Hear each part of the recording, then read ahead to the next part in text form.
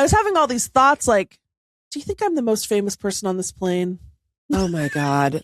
Is that the crime? Because no, if so, you're guilty. I would say, although I think if I were in your position, I might have the same thought. Like, what victim is the news going to lead with?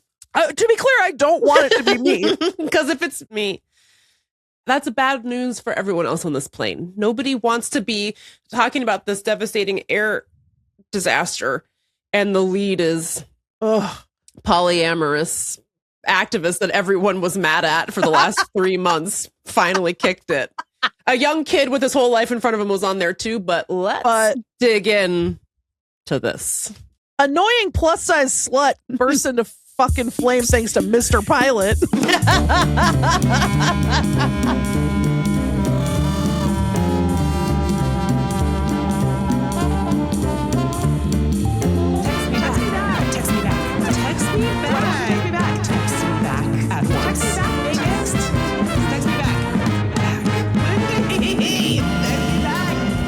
Text Me Back podcast, of course, the only podcast.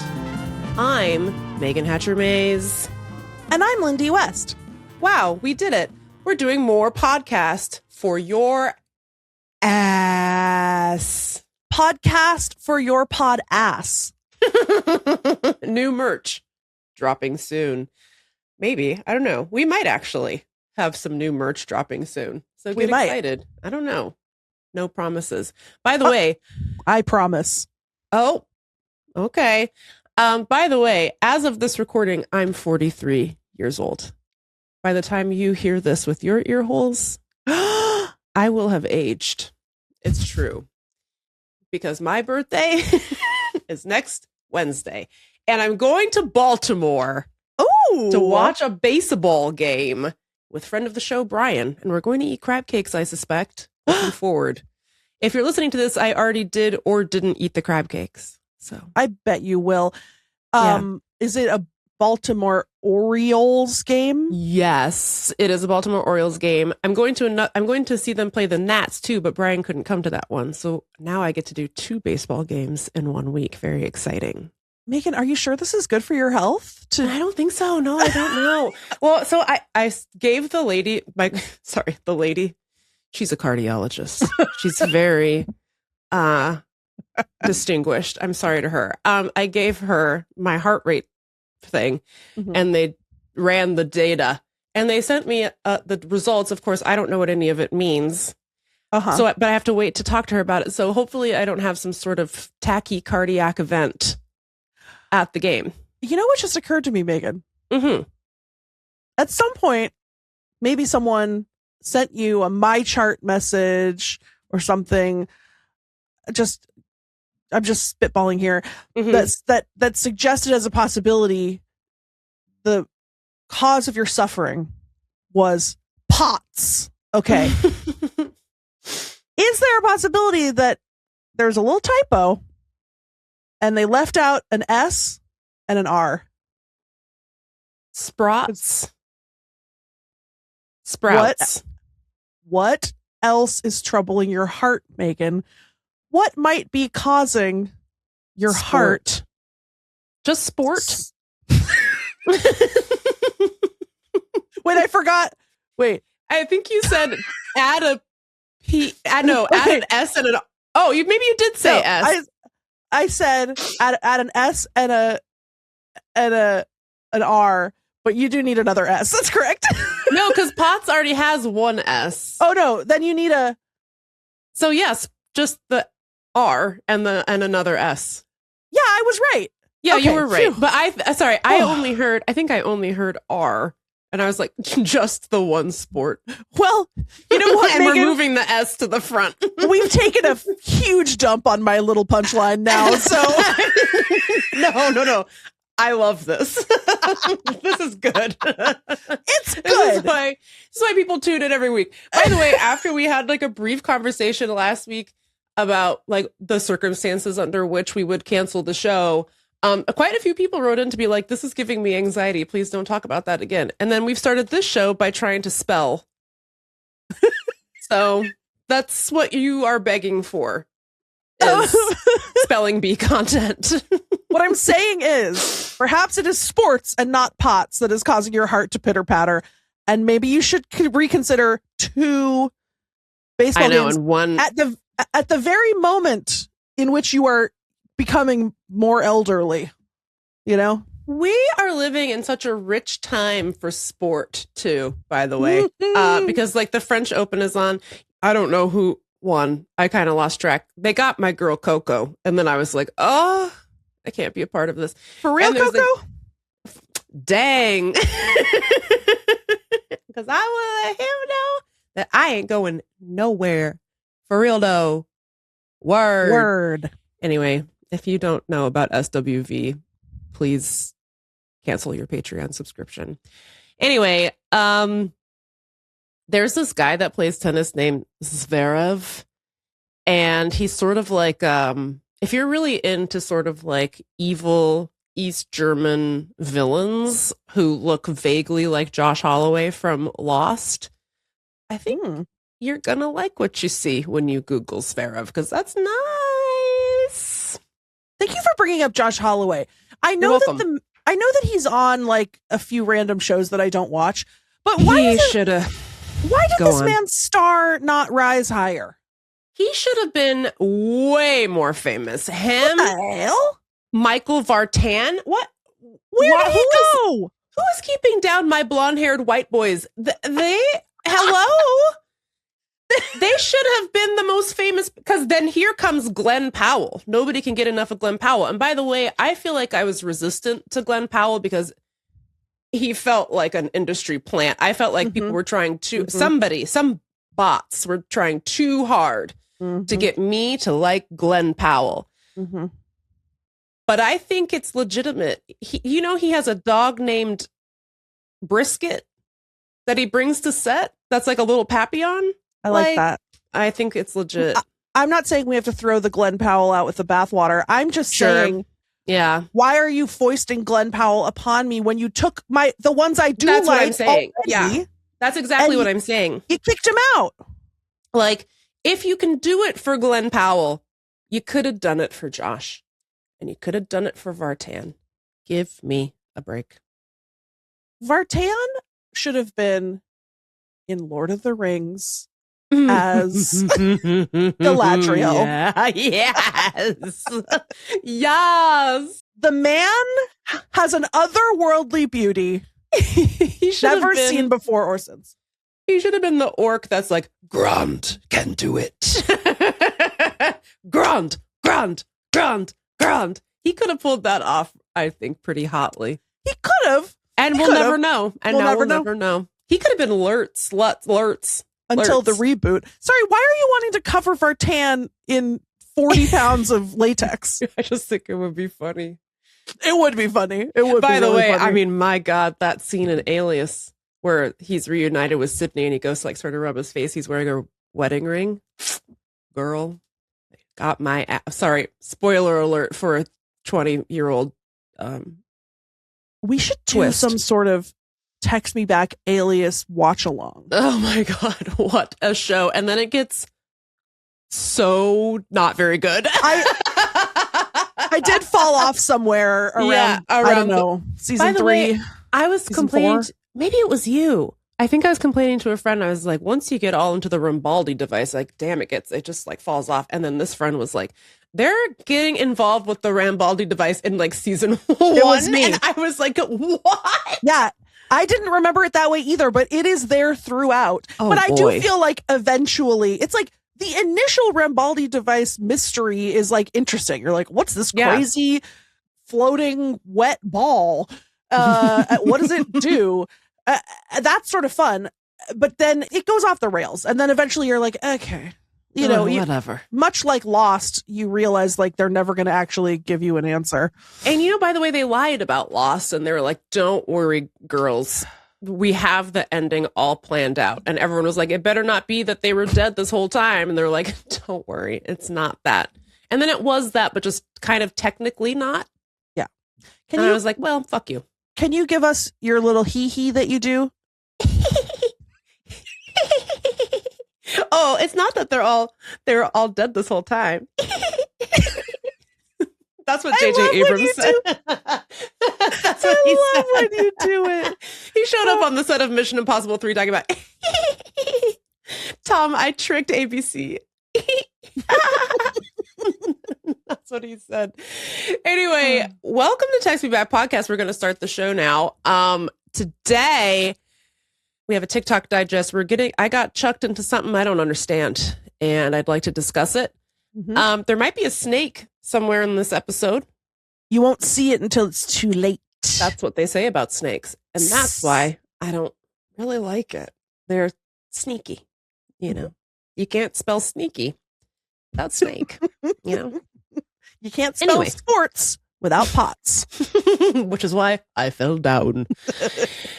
Anyway, but first, Lindy has requested that the Right Honorable Judge Meags Lane, who is not bald, by the way, weigh in on a crime that may or may not have been committed. I believe, Lindy, you've been charged with the crime, and we're going to adjudicate that today. Correct. Starting right now. For the plaintiff, Lindy, please present your case. Yes. I guess you're the defense. Sorry. The plaintiff couldn't be here today, so I will be representing the plaintiff. Both sides. Yeah. Great. Okay. But one side I like a little bit better than the other side. So, I think that's allowed in courtrooms. Yeah. She should have showed up on the podcast if she wanted to fucking have her day in court. Okay. So I have been doing a buttload of traveling, and specifically I did Livewire radio with our friend of the show, Luke Burbank, on Friday the 29th in Portland, Oregon, 29th of May. Mm-hmm. That very night, I walk off stage in Beaverton at the Reeser, parentheses Burrito Center. God, I do wonder. So sorry to interrupt. Sorry, as the judge. Yeah. You can talk as much as you want. Quick digression. Thank you, Attorney West. Do you think that the Reeser Burrito people and the Gordon's Fish Stick people were friends? Because they're both frozen food magnates from the Pacific Northwest. Megan, I have no doubt. Now, do we think that Patricia and Slade Gorton were friends? Megan, I did not ever in my life put together that Slade Gorton was the Gorton's fisherman. It's okay. I'm really glad you brought this up, because I was about to say, I think not a lot of people know that. It's something that once I found out about it, and I think 2006, I never stopped thinking about it. So every day I think that little nepo fish stick motherfucker who rode his family. And that's why I think he changed it from a T to a D so people wouldn't know. But he was part of it. He was part of that fish stick empire. Get involved. As you were saying that, my mind was absolutely blowing up. And then I was thinking at supersonic speeds, should I pretend that I knew that? And then I was like, no, it's more interesting if I tell the truth. But I was tempted because I was like, this feels like something I should know. Okay. Also, I'd like to just really quickly correct something. I guess he didn't change the spelling of his name.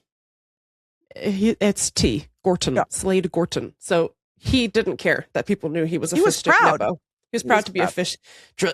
Trust the Gorton senator. And we didn't have the term nepo baby then, so we didn't. Sorry. Defense, please continue. I got off stage at the Reeser. Oh, to answer your question, I don't know if the Gorton's people are raging far right conservatives, and Patricia Reeser is funding the arts, so they might not be friends. I doubt it. I'll accept briefings on that at a later date. Okay, fair enough. We'll convene the grand jury. We will. Imagine getting to be a grand juror. You know, if I were a grand juror and then I met a regular juror, I would be like, excuse me, a petite juror is what they're called.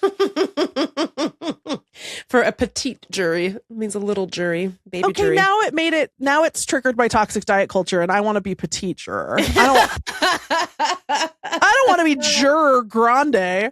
I know, sorry. Okay. Anyway, what the fuck was I talking about? Oh, so I walk off stage at the Patricia Research Center for the Arts in Beaverton, Oregon. I hop in my car. I drive to the airport. I park my car at the airport. I get on a red-eye flight to Boston with a layover in Detroit. So I can't even sleep all the way through. I have to get up in the middle and change planes. Oh, I know. And our initial flight was delayed. So we landed in Detroit. I stepped off the plane at 6:41 a.m. They were closing the boarding doors at my connecting flight at 6:45 a.m. It was 11 gates away. I'm speed walking. I can't be jogging through an airport. I think they could see me coming because they were waving. They held the door for me, which I didn't think. Nice. I know. So I was the last person on this flight.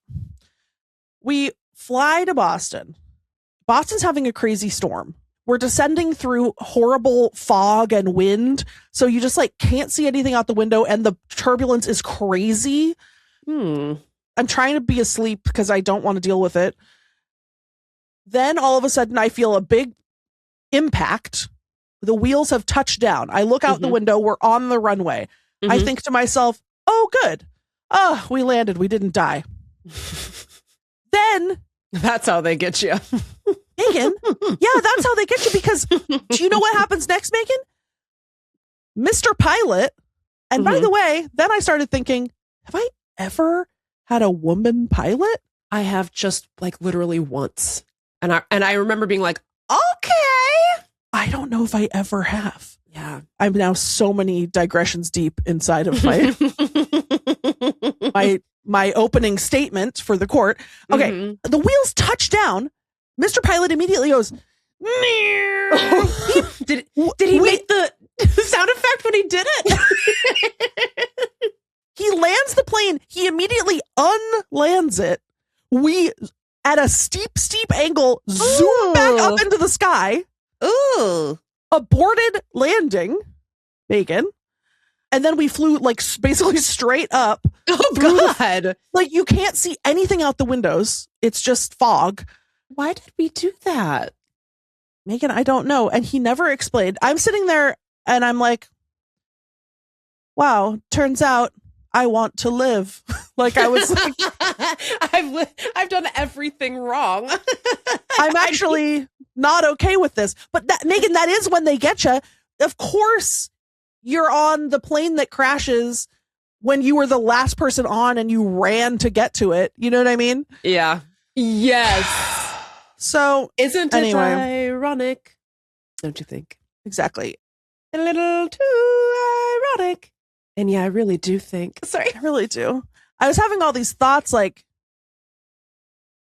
do you think I'm the most famous person on this plane? Oh my God. Oh my God.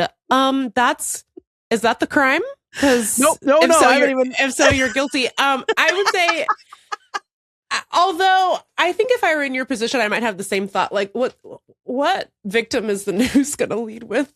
To be clear, I don't want it to be me. Because if it's me, that's bad news for everyone else on this plane. Nobody wants to be talking about this devastating air disaster, and the lead is polyamorous activist that everyone was mad at for the last 3 months finally kicked it. A young kid with his whole life in front of him was on there too, but let's dig in to this. Plus size slut.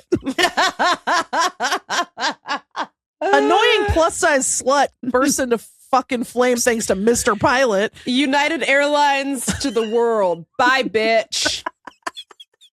But no, to be clear, the reason I was thinking that is because whenever I'm feeling a little bit imperiled on a plane, I always look around. I use other people as like a psychological shield. Me too. Where I'm like, this plane can't crash. There's an entire middle school baseball team on this plane. One time I had a rabbi on my plane, and I was like, we're good. There's no way. Or like if there is a baby on the plane, I feel secure. I'm like, they're never gonna take out a baby. They're never gonna do it. Give me a break. But do I feel secure if I'm the shield? Hell no. Hell no. We gotta bump up the celebrity status at least to like Doug Benson. A Doug Benson. A Vartan. Get something. Please. How about an Arquette sibling? Okay. Perfect. You know? Perfect. Yeah. One time I was on a plane. I was across the aisle from the teacher from My So-Called Life. And you were like, we're good. Yeah. We're solid. Anyway, so I go to Boston. I do the WBUR festival, which is like a public radio festival. Had a great time. Went back to the hotel. Slept from 5 p.m. until 8 a.m. Hell yeah. Hell yeah. Yeah. Then, okay, here's where the actual evidence begins. Okay. I head back to the airport in the morning, Sunday morning. So I go to Boston's Logan Airport. It's not particularly busy. I'm in the TSA pre-check line. You don't have to wait very long to get up to the thingy. And yet there is slight chaos happening. Like, for some reason, there's like 87 TSA employees, and maybe the scanner is broken or something. It just feels like there's a backup, and everyone is setting off the metal detector and then having to come back through. And so there's kind of like a weird crowd building up where you walk through. It's also 2 lines feeding into one metal detector, like 2 bag detector conveyor belts feeding into one human don't like that. portal. Yeah. So a line is forming, which I don't really care. I'm very early for my flight because the airport is so close to the city. So I'm like, whatever. And also generally, I believe very strongly in the line as the foundation of society. Yes, it's so interwoven into what we talked about last week with foundations of society. It's woven very strongly into this new vibe that is happening across the globe called I'm the only person in the world. Some of our worst I'm the only person in the world behaviors present themselves in lines and at airports in general. And it's not something that I, as a judge, like to see, but please continue. Thank you, Your Honor. There's a woman in the other line. I put my bag through already, and then I join this sort of clump of people. And I can't tell if it's people from both lines or just from the other line.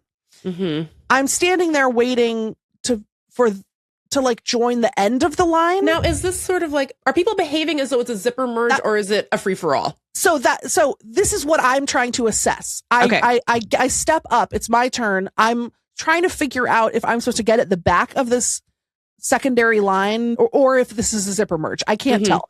I hear the people behind me in line grumbling that I need to just go and force a zipper merge, even though I haven't figured out yet whether that's what we're determined doing. That. Yeah. And again, I'm very conscientious. I'm not playing fast and loose with line etiquette. With the social compact. No, you can't. Yeah. It's threadbare at this point. Truly. So as I'm standing there, there's a woman. She's first in this little other line to go through the metal detector. I'm going to call it the metal detector line. Okay. Which is the combination of the 2 conveyor belt lines. Yes. Converging. Okay. She goes through, it beeps. She takes off her earrings and her rings. She puts them in the little tray. She goes back. She goes through again. It beeps. She does this like 3 times.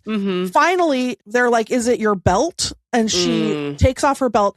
And she's so annoyed that this is happening to her. So I'm already just passively watching this. And I'm like, not that interested in it. But anytime people are really freaking out about something like that, it's like, you can't walk through the metal detector wearing metal. Because the machine will detect it. I understand that you're frustrated. Maybe you forgot you had a belt on. But like, why are you acting like TSA is oppressing you? On a 30,000 foot level, TSA is oppressing you. Of but course. There's nothing you can do about it Just take the fucking belt off and walk through the machine, okay? They're not oppressing you specifically in this moment. It's an oppressive regime to us all, and we all have to know the rules, which is you take off your fucking belt. Take off your fucking belt. Why are you belt. even wearing a belt to the airport anyway? That's not comfortable. It's not comfortable. What are you doing? Come on. So she's so annoyed. She's like huffing and puffing and okay. So she takes her belt off, and then she has to go back over to the conveyor belt and put it through and get a little dish. Nice. Meanwhile, we're zipper merging. I ultimately decided that we were zipper merging. Yeah. So I step into the line. I'm waiting my turn. The guy in front of me also sets off the thing. So then he's going through. So I'm still standing there. Finally, it's my turn. It's about to be my turn to go. The belt lady comes up to me and she goes, "Hi, can I go in front of you?" And admittedly, she had already left my mind. I forgot who she was. I forgot about the whole belt incident. And I thought that she was doing the thing people like to do where they're like, my flight's boarding soon. Yeah. So I should get to go first. I don't care. I don't care. And I have a hard time standing up for myself. And I do feel like people stomp all over me. So I very defiantly said, "I'm in front of you." Ooh. And then she said, "Well, I was in front of you, but then they kicked me out of the line or whatever." And I just didn't say anything, and I walked through the thing first. Sure.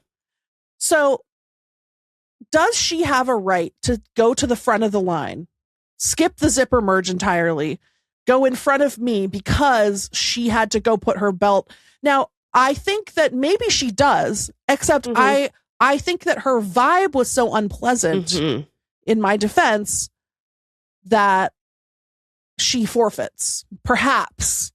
And you know what? I'm not even asking for leniency from the court. I genuinely want to know because I feel like I was maybe accidentally a bitch to this lady because I didn't realize that I thought she was just a regular person that wanted to cut. Sure. She had already stood in the metal detector line. Right. Okay, I'm ready to issue my ruling. I think there's a few things at play here that I would like to rule on. One is I would never find you guilty of a crime. I should have recused myself from this case. This is embarrassing. But, Supreme Court justices don't have to do it, so neither do I. Here's what I think. I think that she was within her rights to come back to the front of the line and cut, for lack of a better word, and go back through. I feel like that's generally the rule at the airport. Where I feel like she lost her advantage over you was her expecting you to have maintained all the information required to know that she was going and all of the stuff was happening with her belt or whatever. So what I feel like where she went wrong was assuming that she was the only person in the world. That she was the main character of the TSA line. She's not. When we're in the TS line, we're all pigs heading to the trough, babe. I don't know what's going on with anyone. I barely know what's going on with my husband when we travel together. You know what I mean? I don't know where he is ever. Yeah. I'm always walking off and leaving him places. Well, it's hard. And he's hard to keep track of as a famous mute. As he never speaks or makes a single noise. Okay? So I think at absolute worst, you were accidentally a bitch, but I wouldn't worry about it, I guess, is the court's ruling. I feel like this lady had an unsettling energy. She was being weird and rude, even though I don't care if people are rude to TSA agents. And she should have had a little bit more grace. I think what she should have said, first of all, I think she should have just gone directly after you. I'm sure it would have been fine. I don't think she needed to get in front of you specifically. You know what I mean? And also, I think she could have come at you nicer. Exactly. She came at me with the same energy that she was throwing at the TSA. Now, girl, we need to stay in this together, TSA belt lady. It's us v them. We can't turn on each other in the TSA line. Okay. So therefore, I judge you innocent. You can pay a slight fine of you have to give that lady if you have to get one of those shared size Snickers, and you have to give her half of the shared size Snicker. So if you can find it. Or you could get Twix and you could give her the left Twix. If I can make an impact statement. Sure. to the sentencing judge. I really like Twix. Okay, so let's go with Snickers then. Yeah, that would be fine. You can also get a Twix, and you can keep the whole Twix for yourself. Thanks, Judge. Before I adjourn the court for the day, it reminds me of, this is like a what you watching. If you ever want to know what judges watch during the week, I feel like I've streamed every show. I'm once again feeling like that, like I've watched everything. Sometimes I feel that way about music, like, oh God, I've listened to every song 40,000 times in a row. Yeah. So I started watching this show it's on HBO Max, but I think it's a TLC show or a Discovery show or something, called Contraband Seized at the Airport. And, I hate to say this, that show rocks. And it's pure propaganda. It's just like, these brave TSA agents and CBP agents are keeping the American people safe. They're keeping the American economy safe. And they're keeping American agriculture safe from the baddies overseas. And it's always just like, oh, people are so mean to us just because we told them to remove all of their clothing and let us touch their butts. I'm like, what the fuck? Like, these guys are such assholes. There's a bunch of ones where they're like, well, the law gives whoever, TSA, CBP, the right under their discretion to like pull somebody aside and for like secondary questioning or whatever. And like the basis for almost all of these secondary questionings is like, she was kind of mean to me. And I think that's really weird that she would be mean to me when I was just asking her questions. Buddy, you're the government. And I just flew to Phoenix and you're up my ass about what's in my suitcase. Like, of course, I'm not in a good mood about it. Like, there was one guy that they stopped and coming back from Egypt. And he was like, every time I come to the United States, I get the secondary search. And the TSA guy goes, it's not every time. It's only been 3 times you've ever been stopped. 3 times is a lot of times. And he's like, how many times have you been stopped for the secondary search, TSA man? None times? So maybe 3 doesn't seem like that many to you, but it's actually really scary to be taken aside, separated from your family so that they can ask you like what you have in your bag. The answer could be nothing, but it's still very stressful. And they're like, well, they're acting weird because I asked them what was in her bag. Of course they're acting weird. What are you talking about? Actually, when we were coming back from Puerto Rico, I got the secondary search and I was wearing like a tank top and a pair of shorts. And the lady's like, oh, I have to pat you down in front of everyone. And so she takes me to the side of just like the metal detector. And she's like, I have to pat you down. She goes, hold on to the waistband of your shorts so your shorts don't fall down. How hard are you pulling on my shorts? And I said, you know what? At this point, let him see my whole ass because you're grabbing my coochie in front of everybody. Like, what the fuck? Yeah. Anyway. But here's why I like about the show. These are my favorite ones. When rich people come back from Europe and then they don't declare the goods, the luxury goods that they purchased in Europe. And they try to be like, oh, this Cartier, oh, this is old. I bought this years ago. This is like 20 years old. And then the TSA guys will be like, oh, really? Do you have a single photo of it on your Instagram of you ever wearing it before you went to Paris? No, she doesn't. It's beautiful. My favorite one was 2 rich people.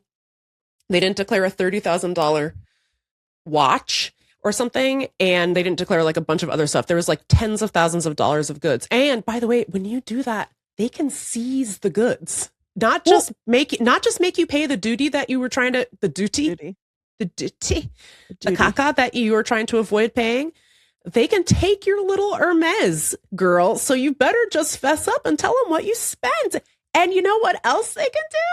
They can take away your global entry forever. Forever. Isn't that crazy?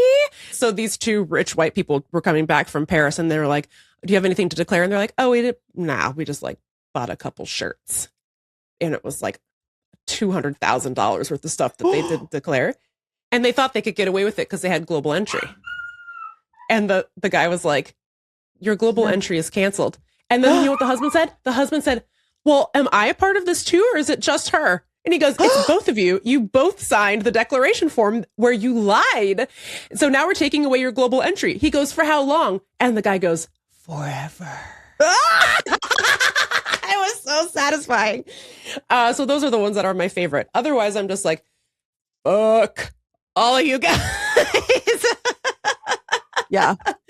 Anyways, you're innocent. You're free to go. Thank you. You know what? Can I confess to a crime though? Are you also Priest Meags Lane? I am. Father Meags Lane? I'm Father Meags Lane. I was ordained for our friend Megan's wedding. That's right. In Chicago. Yeah. Okay, Father Meags Lane. Forgive me, for I have crimed. Go on. I did a real crime on the same trip. So I had to do this red eye. I packed so light because it was truly like a 24-hour trip that I didn't even have like a sweater or a sweatshirt or something that I could use as a pillow. And I didn't know if they would have pillows on the plane. They did, but I didn't know that. I asked the gate agent, I was like, are there going to be pillows? And he was like, I don't know. I can't tell you for sure that there will be. There might not. And I was like, okay, then I got to go buy a sweatshirt so that I can use it as a pillow because I got to get some sleep, some winks. So I go to the airport store. They had these sweatshirts on sale. I was like, perfect. I'll give it to Roya as a present or whatever. And then I got a couple other things, a couple snacks, a mask, because I'm trying to mask these days because due to the horrors. And I go up to the counter and there's like a teenager working and I put all my stuff and I'm very, very tired. I just came off stage from like an interview about my book. Like my brain is scrambled. Yeah. It's 11:30 p.m. So I put all my stuff down. It's $20. I pay. I walk back to the gate. It's almost time to board. I realize the sweatshirt is tucked under my arm. And I was like, wait, why was my total $20 if the sweatshirt is $20? And then I was like, oh my God, I shoplifted the sweatshirt. Yes. I stole it. I love that. From the airport. In theory, I love stealing.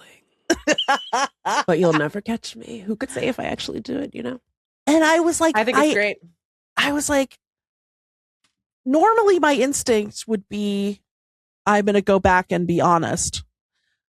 But I didn't even really want to buy the sweatshirt, which made it feel like I shouldn't have to pay for it. You're fine. It's fine. And what's the markup on that? Like 300%? Well, I mean, it was clearly like an old sweatshirt that they wanted to get rid of. They was going to probably go in the garbage in a couple months. Yeah. It's going to go straight to the landfill. The teenager at the counter did not care. And, of course not. And so I said YOLO. And I got a free sweatshirt. Nice. Am I guilty or innocent? You're innocent. I almost did that same thing right before our trip. I went to the Rack to like pick up a couple of things. The Nordstrom Rack, the Rack of Nordstrom. I picked out this little bag, this cute little Kate Spade like crossbody, and I think, well, that'll be nice for when we're walking around Old San Juan, blah, blah, blah. So I walk up to the counter, put down my stuff, including the bag. I put everything there, and I'm just gabbing with the lady, and she's saying nice things about my tattoos and blah, blah, blah. And I was like, oh, thanks. And we were talking about where I was going, and it was, I didn't even pay attention. I just like tapped my card and I was like, whatever. So I grab all my stuff. And she even said, that's such a cute bag. And I was like, yeah, thanks. It's just like, I love it. I'm so glad I found it. Like I thought I had suggested to her that I had picked it up from over there where the bags were. So I check out. I didn't even pay attention like what the total was. I walk out and the thing beeps. And I was like, God, it's so annoying. I bet they didn't take a tag, like the secondary tag off of the bag, you know, because it was Kate Spade and maybe it had 2 tags on it. And I really was just about to be like, whatever, I'll just cut it off when I get home. And then I was like, no, because what if it doesn't come off? Or what if it's an ink tag? It's going to be a huge pain in the ass. I don't want to risk it. So I turn around and go back and I was like, hey, can you take the tag off this for me? And she's like, well, did you buy this? And I was like, yeah, I bought it just now. And she turns to the lady and the lady's like, did you have that when you came in? I said, no, I bought it just now from you. And she was like, I didn't ring you up for that. And I was like, oh. That's her error. You should get to have the bag. You should get to have the bag. That's her error. So I was like, oh my God. Well, can I just buy it real quick? And they were like, yeah. But then they were looking at me all weird. And I was like, what sort of long con would that even have been? Or short con for that matter? That would require a level of boldness that because if that's really what I was trying to do, like trick some other person into thinking I bought the bag and then they caught me immediately, I think wouldn't I just be like, never mind. And like run out. Why would I then spend the money? Like, I don't know. It was really crazy. But I was like, I guess I can't go back to that rack. I feel like they think I pulled some sort of heist. No, she knows what she did. It would require a caliber of acting that I don't possess. You would have to commit so hard. There's no way. No way. I'm proud of you. Thank you for buying the bag. Yeah, thanks. And it was I can't cute. believe they did that too, though. Great. I don't like that though. I don't like that you were besmirched by them. Well, it probably was just me projecting. It's fine. I had a secondary Judge Meags Lane that was snake themed, but we could save that for next week. Okay. Well, listeners, you're all innocent as well. Congratulations. We'll be right back. And I'm going to tell you what's going on TikTok. Stay tuned.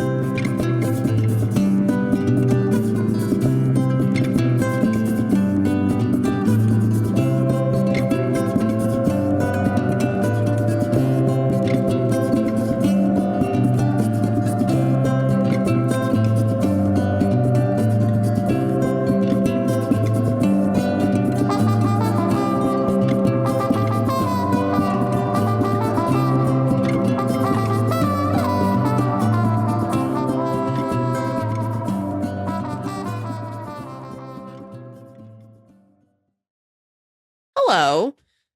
I actually think that the listeners are guilty of being special. Oh, it was a freaking switcheroo, dude.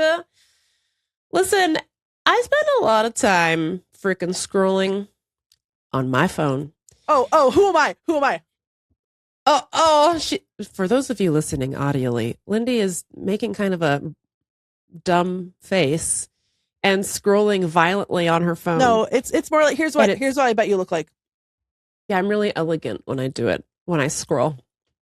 Yeah, I make kissy face when I watch the videos. I want the videos to know that I'm really cute. Yeah. You know they probably are watching, Megan. I know. I'm sure they are. That's like my main conspiracy theory is that I think that every single filter is a CIA op and to do facial recognition. So yeah, well, okay, can I say something really quick? I'm so sorry. Yeah, of course, please. But you know what I was just thinking about? I can't stop thinking about how often it is that the algorithm gives you something uncanny. You talk to your friend about how, your tampons aren't working, and then next day the algorithm is like, new jumbo tampon invented. Do you want it? You know what I mean? Oh. Whatever. And so I feel like there was a while there where, maybe 5 to 8 years ago, where we were all having this conversation constantly, like, I feel like the phones are listening. I feel like there's no way that it could have whatever. And then all of the tech companies were like, no. It's not listening. Yeah, which is worse, by the way, in my opinion. Like, if it's not listening, then something even creepier is going on that I don't understand. Oh, you're scraping my email? But it was like, they were like, no, Alexa's not listening to your conversations. Oh, no, your phone microphone doesn't pick up your conversation. Like, and then we all were like, okay, as though I'm okay with the alternative. I don't like any version of it, but I recently have been thinking, if I were to dip into a little conspiracy, like, I don't believe you, actually. I don't believe you. Why would I believe you? Why would you tell me the truth about that? I'm sure you're listening to me everywhere you can. And I don't know why we all said, oh, okay. Well, I think everyone was just like, well, I guess the trade-off is worth it because the phone also makes me feel bad about myself and then serves me products that will fix it. But every now and again, you get a fun video. It was like, oh, no, it's not listening to you. It just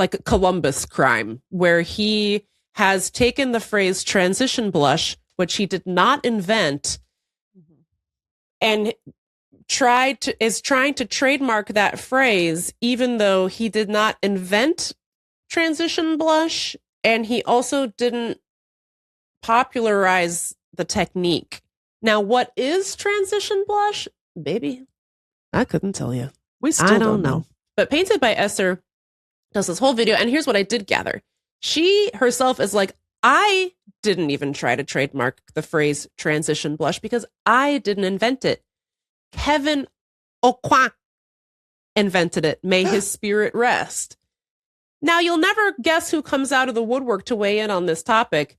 That's right, Kevin Aucoin. Now, I know you're thinking, didn't he pass?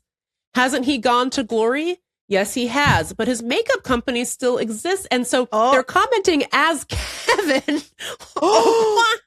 Being like, did they say, ooh? He started rattling their chains, and then Patrick Ta was visited by 3 ghosts, being like, Scrooge, you can't trademark the phrase transition blush. It was insane. Anyway, so obviously I live by the Issa Rae creed of I'm rooting for everybody black. So really right away, I'm like, okay, I guess I'm going with Esther on this one. Kevin Aucoin's ghost is saying Esther did everything right. This other makeup artist named Adi that I always get served, who always just looks like a sculpture. He just is beautiful. His eyebrows are perfect. His skin is perfect. He wears interesting blushes. He's sensational. He got sent a PR package from Patrick Ta, and he was like, let's get into it. And I was like, oh my God, what's he going to say? Because I like him. And then he's like, Patrick Ta stinks. And I was like, oh my God. Oh, and Painted by Esther is like, I just popularized the thing. Here's what happened. I guess Patrick Ta is a makeup artiste who has his own makeup line, and he put out a new set of blush duos that you can use for transition blush. Again, do not ask me any follow-up questions about what that is. I don't understand it. But basically, I think it's like you use 2 different blushes to transition from one part of your cheek to the other part of the cheek. And I was like, really? And he said, nobody's ever thought of this before me, or something like that. He's like, nobody's ever had the thought to make a special blush just for this. And I was like, I don't think do you need us, Patrick? Do you need a special blush? It seems like people are doing it with the normal blushes already available. So he had this big launch thing where he's like, I'm a genius. I invented this. And then Painted by Esther was like, I got hired by Patrick Ta's best friend to do her makeup in LA. And she was like, can I record you while you do it? That set off my red flags. And I said, no, canceled. And so she thinks Patrick Ta was trying to steal her secrets. Who could it's so nuts. And Shelby Ann is with Kevin and Painted by Esther. And she weighed in? Shelby herself. Yeah, well, she said it without saying it, where she was like, I want to do the transition blush technique the way Painted by Esther does it. And she was like, and my friends who are also beauty influencers and said their names, they use these products. So I'm going to use those products, and I'm going to do it the way Esther does it. And then Patrick Ta was in the comments being like, you look so beautiful. And then all the other commenters were posting that SpongeBob meme of the fish kicking the sand in his face. And I said, wow. What have I been thrust into here? It's insane. So on the one side, you've got Shelby, Adi, Painted by Esther, and the ghost of Kevin Aucoin. On the other side, you have Patrick Ta and some lady named Jackie Aina, who I don't know who that is, but I guess she's been making YouTube videos for like 15 years. Jackie Aina is on the side of evil, I guess. And so now people are in her comments being like, why won't you speak out about Patrick Ta? And she's just blocking everybody and being like, I don't need to speak out about anything. It's just about makeup, blah, blah, blah. And it's like, I don't know. Like, first of all, having observed what it looks like for a human being to go through a weird, like, online swirl pile-on, people are really weird in those moments. And I don't think actually we need to be getting up in Jackie Aina's business. But then a bunch of people started coming out of the woodwork being like, do you want to know why Jackie Aina blocked me? I commented, congratulations on your wedding. And she blocked me. So now Jackie Aina's catching strays over something totally unrelated. It's so insane. Anyway, I just said, you know what? I can't have this happen to me again. I don't care about this stuff. And yet it was really entertaining, so I can't lie about that either, you know?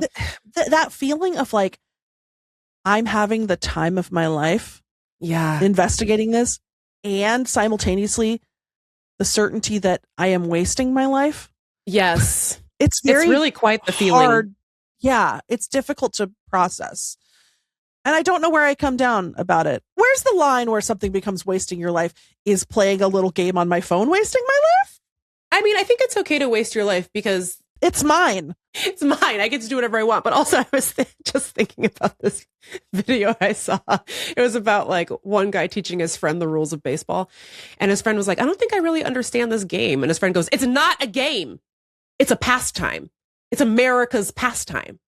You're supposed to pass the time. And it just made me laugh because I was like, yeah, like in the 1800s, you just needed something to pass. There's so much time, you know, you had to like figure out a way to pass it. And so now I kind of try to think about my life like that. Like, this is just a pastime. I'm just passing the time. It's okay. I think where it crosses the line is if you are getting like a serotonin boost from engaging in it insofar as like you're posting on threads. You're sort of gleefully posting reaction videos and stuff. I think that has crossed over into something else. But if you're just sort of like, whoa, I've come across this car crash. What happened here? This is nuts. Everybody lived, but it's kind of messy. Okay. Keep me posted. Like, I think that's kind of fine. But now they have me out here learning about blush duos, man. You know? Ever since my near-death experience on last Sunday. Uh-huh. It's really clear in my mind that I only have one wild and precious life on this earth. Mm-hmm. And that thought returns to me when it's 10 a.m.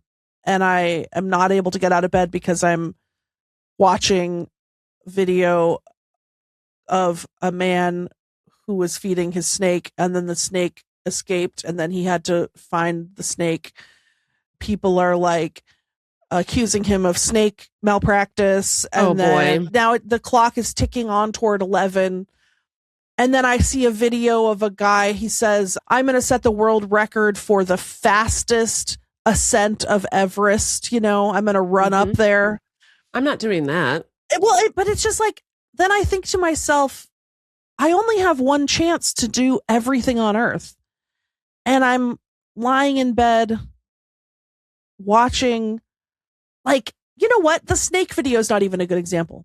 I'm lying in bed watching a rage bait video of someone doing a bad job cooking on purpose. Yes, those ones drive me insane. Right. Insane. As they're supposed to. And then I'm like, I should be running up Everest right now because I only have the one chance to do it. Then I'm dead.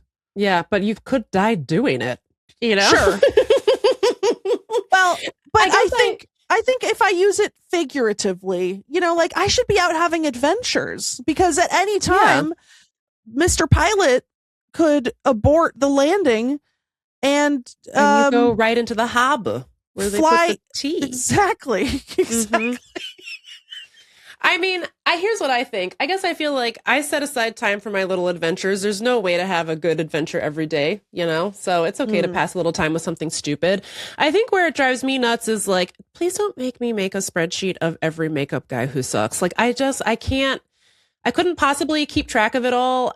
There's so many guys that do makeup. Can I tell you a secret? You keep a spreadsheet of canceled makeup guys? No, the opposite. If I thought that it looked pretty, I would buy the Patrick Top blush. I don't care anymore. We've talked about this a million times on the show. Like, the reason that I'll include myself in this, get all involved in people's business like this is because we don't have a way to change anything else about life. But you can decide how you spend your money. And I think at the end of the day, there's a reason why they say there is no ethical consumption under capitalism, because every company is fucking evil in some way or another. Like, do I want to give it my best shot? Yes, I do. I want to try. I don't want to just like wave my hands and be like, I don't care. I'm just going to buy the most evil guy's makeup or whatever. But it's just like, I don't have time for this. Although I did enjoy watching the mess unfold. I feel like my biggest way, I really didn't want to talk about this on the show. And we've been talking for a long time, but this whole thing with fucking Patagonia and Patagonia, the outdoors company, is like, to me, is the perfect example of, I have got to throw this phone in the toilet. I need to get my Motorola Razr back so I can just snap it closed. It doesn't even have Instagram on there, those little razors, the old ones, not the new ones that Motorola put out. It's just like, I'm not going to get into the merits of this. I want to be clear. I'm not a trademark attorney. I'm not a copyright attorney. I'm not an intellectual property attorney. I'm just a regular attorney who took one look at that video and said, this bitch is a fucking grifter. And does it matter that she's a grifter? No. People go online and lie all the time. And that's fine. We allow that. So that's all there is to say. Oh, little Judge Meags Lane at the end. Just one other thing I'd like to say about it is that you are not allowed to trademark other people's trademarks. That's not allowed. And I see a lot of people online being like, oh, well, don't defend the multi-billion-dollar company. I'm not doing that. We can complain about whether or not copyright law is stupid, but it exists. And you can't trademark or copyright some other company's logo and then try to sell it in the same market as that company. And then the other thing people keep saying is, oh, you can't copyright a mountain range. Nobody did that. No one has done that. Shut up, or I'm going to die. I'm already dead. I am one of the ghosts that visited Patrick Ta on Christmas Eve. I brought those fucking blush duos, okay? Anyway, that's all I'm going to say about it. Patrick Gonia. Don't give me any ideas. Okay?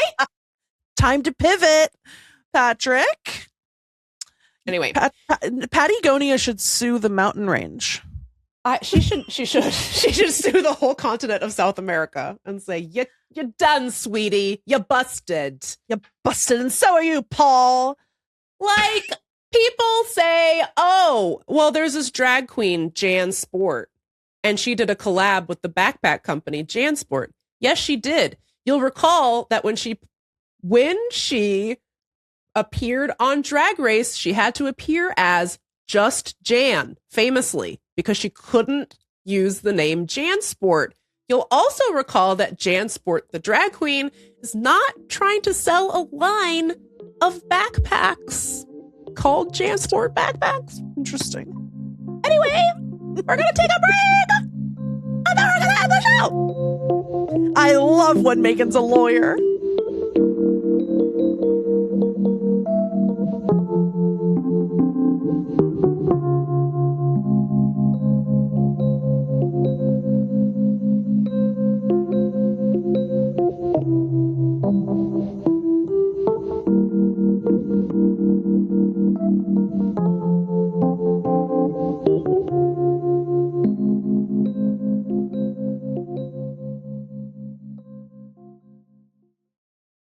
Well, Show's over.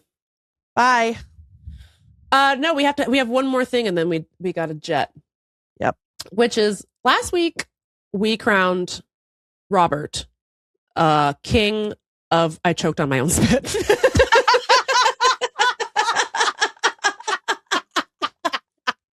No, we crowned him king of the esophagus mishap because it's such a good thing to call it, and it's such a funny thing to say.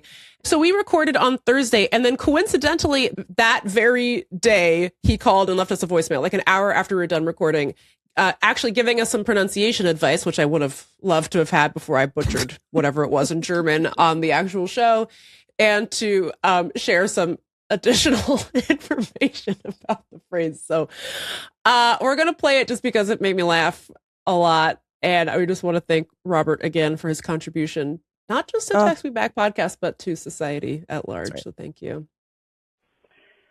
Hello, this is Robert, longtime listener, medium-time caller, and one-time Jingleheimer. And I'm calling with two updates. First, in the interest of full transparency, my husband wanted me to make sure that I let you guys know that I sort of accidentally stumbled into Jingleheimering for another podcast.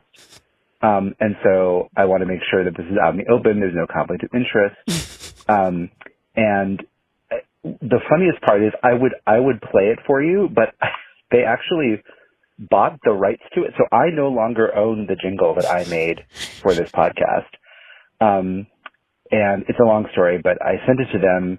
And then like 8 months, just on the lark. And then 8 months later, they said, hey, we love this. Can we play it on the podcast? I said, sure. And then like a few months after that, they were like, we're going to pay you so that we can license it to other podcasts. So now I don't even know who's going to play it. Anyway, the podcast is, no, I'm blanking out, The Vergecast, by Vox Media. And the jingle is, I think, aligned with your values because it's about how FCC Chairman Brendan Carr is a dummy. And it's simply the words Brendan Carr is a dummy, which is also the name of the podcast within the podcast that it is now the jingle for. It's to the tune of Dies Irae because we live in hell. That's one update. And then the second update is I just wanted to say aloud the thing that I sent in as a possible German compound word for when things go down the wrong pipe. And it is Speiseröhre Missgeschick. Speiseröhre Missgeschick, which means esophagus mishap. Anyway, love you guys. I hope any of that is usable. Mwah! It's all usable. I forgot. I did a bad job introducing it because I forgot there was a huge controversy that we needed to teach, which is that Robert is cheating. He has betrayed the vow of the Jingleheimer. I mean, what the hell, Robert? My God, well, he's writing jingles for other. First of all, to suggest that there's another podcast. What, are you on drugs? Meagan, I'm floored by the news that we are a deadbeat podcast. I know. The other podcast is the Sugar Mama podcast. I know. I'm so sorry. To be honest, it never even crossed my mind to have people fill out paperwork for the jingles that they sent us, and I'm an attorney. Oh no! Please don't sue us. We don't have any money. We cannot pay you for your jingles. I am so sorry, but we also wouldn't even know how to license them to other podcasts, even if we wanted to. So we don't have any other. I don't know what that is. I don't know what that means. I forgot when I wrote Robert back, I said that the listeners can decide your fate. Shall we strip you of your titles? Should we send your championships to the bottom of the ocean because of how you've behaved writing jingles for other podcasts? Listeners, write in. Let us know what should Robert's sentence be. 703-829-0003. I think we have a lot of leverage here, Miss. Yeah, he's busted. Definitely, we provide a lot of value for him, and it's not the other way around. Nope. Eat it, Robert. We're mad at you, and we feel betrayed, and we'll never trust again. And Steven, this is your chance. Don't get any ideas. This is your chance to usurp Robert. There are no other podcasts, Steven. Don't listen to Robert. Frankly, that goes for all of you. Don't call up my phone talking about, other podcasts, other podcasts. The fuck? That's harassment. That's right. Okay, it's an FCC violation. That's right. You can't use the airwaves for that. It's That's obscene. Right. Anyway, I just thought that was really funny. And I do appreciate that he did the pronunciation guide, although I immediately forgot how you say it. But we're definitely going with esophagus mishap going forward. I was practicing it in my head, and I was planning to say it right after the voicemail stopped. Oh, sorry that I interrupted you. No, it's fine. No. I mean, what would be the point of that? It wouldn't have added anything. But now I've forgotten it. I don't have it anymore. We're going to go with Zverev, the German tennis player. I wonder what he calls it. Zverev, whose first name I genuinely cannot remember. If you're listening before the French Open final or something, give us a call. We will take your international call from Paris, 703-829-0003. Let us know what you call an esophagus mishap. So yeah. Well, we did it. We did show. But should we tell anybody about anything? I don't think we have anything going on. No, you know what? I'm finally done with my last travel until November. And I'm slowly starting to rebuild my brain matter. Nice. Not going well. So Meagan, I'm doing very bad. Dear. I just have no idea I'm in cognitive decline. Sure. But hopefully soon, much like Mr. Pilot, I will be in cognitive incline very fast. As fucking 90-degree angles straight to the top. Yeah, heading back up into the fog, which is what we did first. And then eventually we did emerge into the sunlight above the clouds. So that's a metaphor what I'm hoping for brain for. Fog. By the way, if you're a pilot, have you ever met a woman?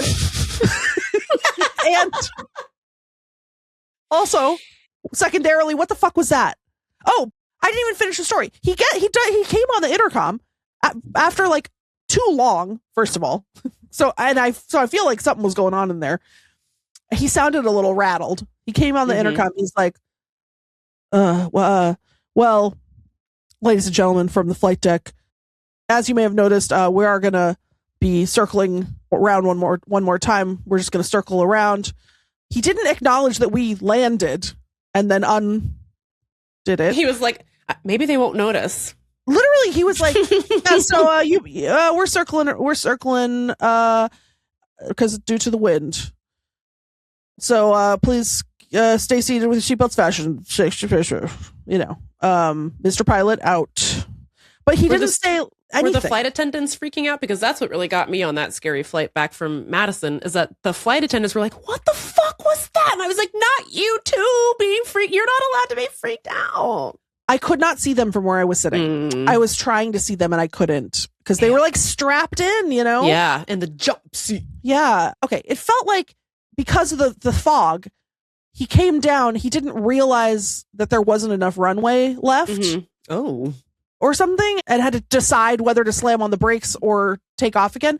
But my understanding is that's not how airplanes work now. Don't they have like sensors that tell them where they are? Girl, I couldn't tell you. If you're a pilot, let us know. What the fuck was that about?